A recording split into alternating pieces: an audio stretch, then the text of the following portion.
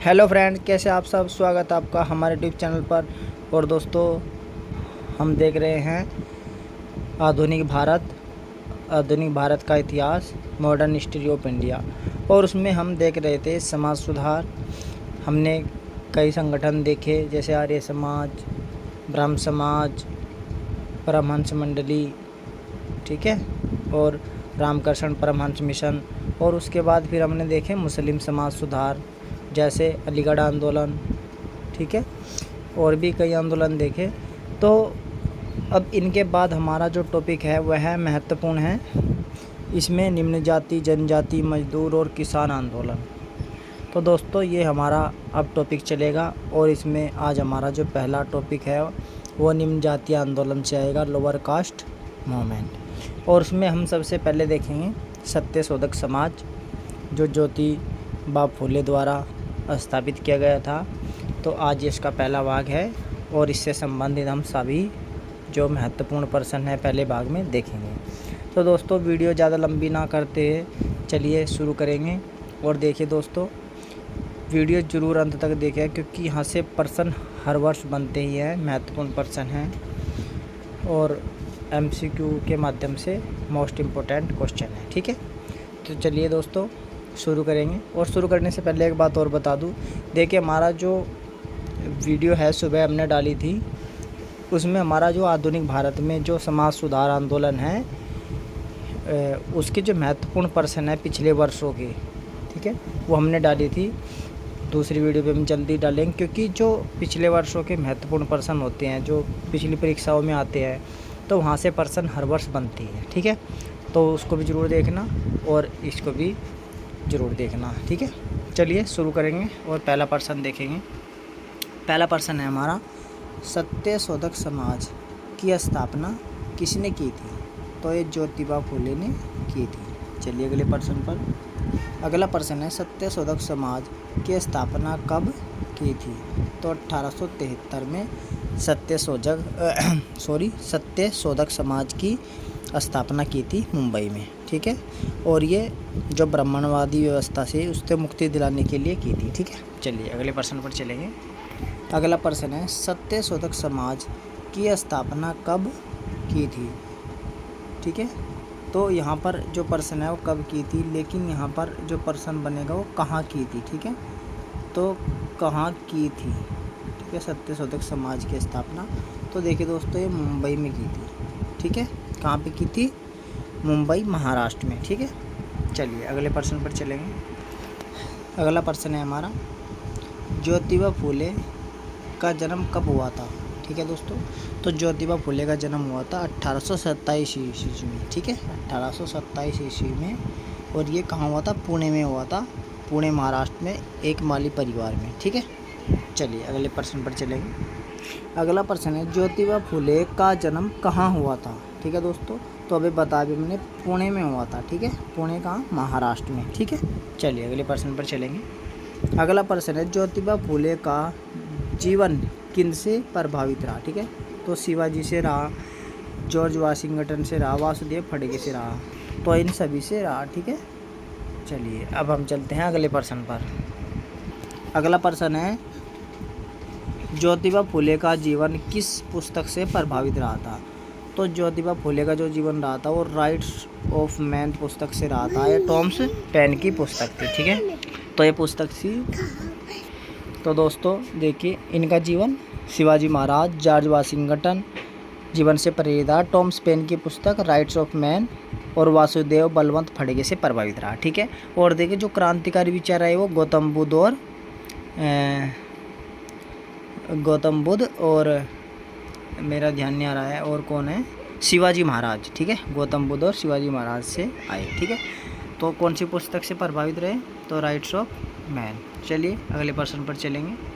अगला पर्सन है, फुले ने 1851 में एक कन्या विद्यालय कहाँ पर खोला था? ठीक है, तो कन्या विद्यालय कहाँ पर खोला था दोस्तों?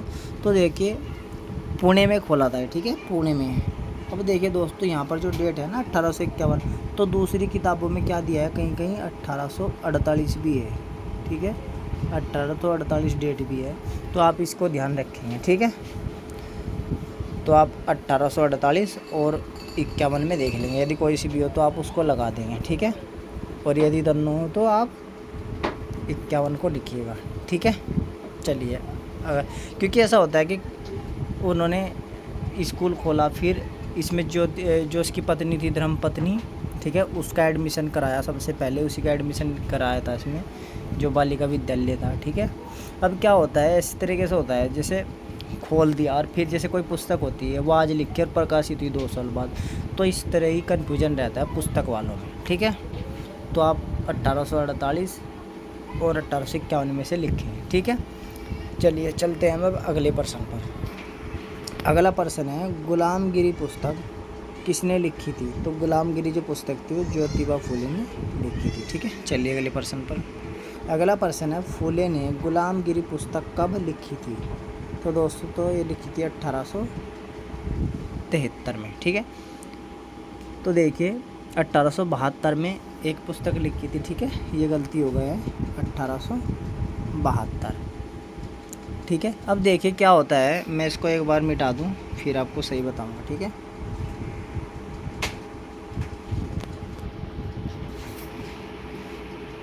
तो दोस्तों फूले ने गुलामगिरी पुस्तक कब लिखी थी? तो 1872 में, ठीक है, 1872,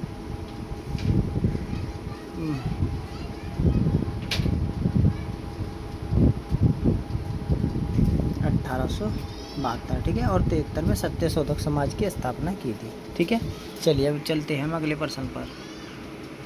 अगला प्रश्न है, ज्योतिबा फूले की पुस्तकें हैं तो सार्वजनिक सत्य, धर्म, धर्म तृतीय रतन, शिवाजी की जीवनी, इशारा, उपयुक्त सभी, ठीक है। अब देखिए सभी किस में है? मराठी भाषा में, ठीक है। अब देखिए मराठी भाषा में तो हैं, ठीक है, ध्यान रखना आप ये मराठी भाषा में है। अब जैसे है तृतीय धर्म रत्न, तो ये है पुराणों का भांडाफोड़, ठीक है, पुराणों का भांडाफोड़, ठीक है। और जो गुलामगिरी थी उसमें क्या था? उसमें जातिवाद और ब्राह्मणवाद के कट्टर विरोध का वर्णन है गुलामगिरी पुस्तक में, ठीक है। और उसमें शूद्रों की स्थिति पर जो क्रांतिकारी विचार है वे भी प्रस्तुत किए हैं, और 16 अध्यायों में है वो, ठीक है। किसमें? 16 अध्यायों में, ठीक है। एक बात और बता दूं आपको मैं यहीं लगे हाथ, ये जो पुस्तकें थी इसकी, जैसे धर्म तृतीय रत्न, तो पुराणों का भांडाफोड़, ठीक है। अब देखिए दोस्तों इसमें क्या है कि जो शिवाजी की जो पुस्तक है, शिवाजी की जीवनी, ठीक है, तो शिवाजीचा पोवाडा, ठीक है, शिवाजीचा पोवाडा, ठीक है। और शिवाजी की जीवनी में फूले ने दावा किया कि मराठों के पूर्वज क्या थे? क्षत्रिय थे, जो शूद्रों के साथ मिलजुल कर रह रहे थे, ठीक है। चलिए अब हम चलते हैं अगले प्रश्न पर। अगला प्रश्न है, फूले को कब पूना नगर पालिका का सदस्य बनाया गया था? ठीक है दोस्तों, तो देखिए पूछा है कि वे नगर पालिका के सदस्य बनाए गए थे, तो कब बनाए गए थे? तो 1876 में, ठीक है दोस्तों, 1876 में पूना नगर पालिका का सदस्य बनाया गया, और 1888 में लोग इन्हें महात्मा कहने लगे, ठीक है। चलिए इसकी भी कहानी बताएंगे, 1888 की भी, जब महात्मा कहा उन्होंने। चलिए अगले प्रश्न पर चलेंगे। अगला प्रश्न है, फूले को लोगों ने महात्मा कब कहा था? तो कब कहा था? तो 1888, ठीक है। चलिए अगले प्रश्न पर। अगला प्रश्न है, ज्योतिबा फूले का देहावसान कब हुआ था? मतलब मृत्यु, ठीक है, कब हुई थी? तो 1890 में, ठीक है। चलिए अगले प्रश्न पर। अगला प्रश्न है, बहुजन समाज की स्थापना किसने की थी? ठीक है, तो बहुजन समाज की स्थापना किसने की थी? तो शंकरराव जाधव ने, ठीक है। अब आपने पहले प्रश्न देखा होगा, ठीक है, तो उसमें मुकुंदराव पाटिल भी था, तो दोनों ने साथ में मिलकर की थी, ठीक है, मुकुंदराव पाटिल ने और शंकरराव जाधव, ठीक है। चलिए यदि ऑप्शन में दोनों में से कोई हो तो एक लगाएंगे, यदि दोनों हो तो दोनों लगाएंगे, यदि दोनों अलग अलग हैं तो तब आप शंकरराव जाधव पहले लगाएंगे, ठीक है। चलिए अगले प्रश्न पर। अगला प्रश्न है, सत्यशोधक समाज का पहला अध्यक्ष और कोषाध्यक्ष कौन था? ठीक है, तो ज्योतिबा फूले सत्यशोधक समाज के पहले अध्यक्ष थे और कोषाध्यक्ष भी थे, ठीक है दोस्तों। और जो नारायण राव गोविंद ये थे, ये इसके पहले मंत्री थे, ठीक है, ये पहले मंत्री थे और ये इसकी सदस्य थी, ठीक है। चलिए अगले प्रश्न पर।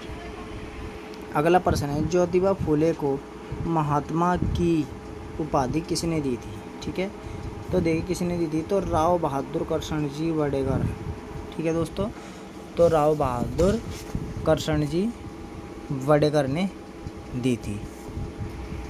अब क्यों दी थी, तो देखिए सार्वजनिक सेवा थी उसके 40 वर्ष पूर्ण होने पर 19 मई 1888 को मुंबई के कोलीवाड़ा हॉल में फुले का क्या किया, नागरिकों द्वारा अभिनंदन कर दिया। और अभिनंदन करने के बाद राव बहादुर करसनजी वाडेकर द्वारा महात्मा की उपाधि से उसको विभूषित किया गया, ठीक है। और इस कार्यक्रम में महादेव, गोविंद रानडे, डॉक्टर भंडारकर, तुकाराम तात्या, लोखंडे जैसे व्यक्ति शामिल थे, ठीक है। चलिए अब हम चलते हैं अगले प्रश्न पर। अगला प्रश्न है, दीनबंधु साप्ताहिक पत्र किसने निकाला था। तो साप्ताहिक पत्र किसने निकाला था दोस्तों, तो साप्ताहिक पत्र जो ये निकाला था दीनबंधु का, तो ये निकाला था ज्योतिबा फुले ने, ठीक है। तो दीनबंधु कब निकाला था ये भी देख लें। तो देखिए 1 जनवरी 1877 को फुले ने पूना से दीनबंधु नामक साहित्यिक पत्र निकाला था, ठीक है। और इस पत्र में क्या था, इन दिनों महाराष्ट्र में पहले काल के बारे में दीनबंधु में इन्होंने एक पुस्तक या लेख भी लिखा, शेतकर याचा असूड, ठीक है। ये शीर्षक लेख, इसे पुस्तक भी कहते हैं, इस नाम से पुस्तक भी है, लेख लिखा। बाद में सरकारों को राहत कार्य प्रारंभ करना पड़ा इसके बाद, ठीक है। और दीनबंधु में जो गैर ब्राह्मण के लिए सरकारी नौकरियों में आरक्षण की मांग की, ठीक है, दीनबंधु ने 1887 में। ये हम दूसरे भाग में देखेंगे, ठीक है। चलिए अब हम चलते हैं अगले प्रश्न पर। अगला प्रश्न है, दीनबंधु साप्ताहिक पत्र कब निकाला था, ठीक है। तो दीनबंधु साप्ताहिक पत्र कब निकाला, तो 1 जनवरी 1877 को, ठीक है। कहाँ से ये निकाला था, पूना से, ठीक है, ध्यान रखिएगा। चलिए अगले प्रश्न पर चलेंगे। अगला प्रश्न है, सतसार पत्रिका का प्रकाशन किसने किया था, ठीक है। तो देखिए दोस्तों 1885 में सतसार नामक पत्रिका का प्रकाशन भी प्रारंभ किया, ठीक है। चलिए अगले प्रश्न पर चलेंगे, लेकिन इसका उत्तर तो बता दें, ज्योतिबा फुले ने, ठीक है। ज्योतिबा फुले ने सतसार, ये जो सतसार पत्रिका है इसका प्रकाशन किया, ठीक है। चलिए अगले प्रश्न पर।